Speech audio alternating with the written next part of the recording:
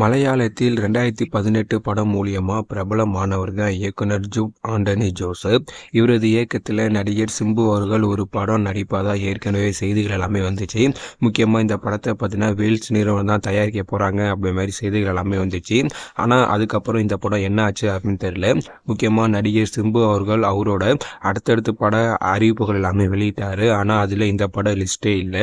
So இது நேரத்து தற்போது இந்த கதையை ஒரு பிரபல நடிகர் அவர்கள் நடிக்க போகிறார் அப்படிங்கிற செய்தி வந்திருக்கு.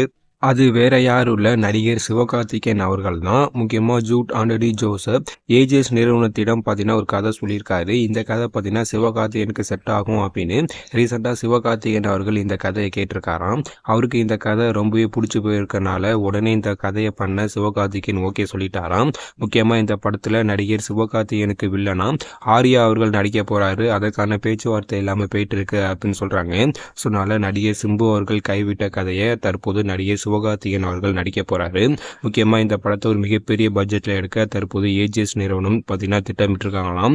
ஸோ இன்னொரு கொஞ்ச நாட்கள் அதிகாரப்பூர்வ அறிவிப்பு எல்லாமே வரும் அப்படின்னு சொல்றாங்க. ஸோ அதனால இந்த படம் கண்டிப்பா சிவகார்த்திகேயன் கெரியர்ல ஒன் ஆஃப் தி பெஸ்ட் ஃபிலிமா இருக்கும் அப்படின்லாம் செய்திகள் எல்லாமே வருது. ஸோ வெயிட் பண்ணி பார்க்கலாம். ஸோ இதை பத்தி நீங்க நினைக்கிறீங்க அப்படின்னு கீழே கமெண்ட்ல சொல்லுங்க. இது போன்ற வீடியோக்கள் எல்லாமே தெரிஞ்சுக்க மறக்காம நம்ம சேனலை சப்ஸ்கிரைப் பண்ணுங்க. தேங்க்யூ.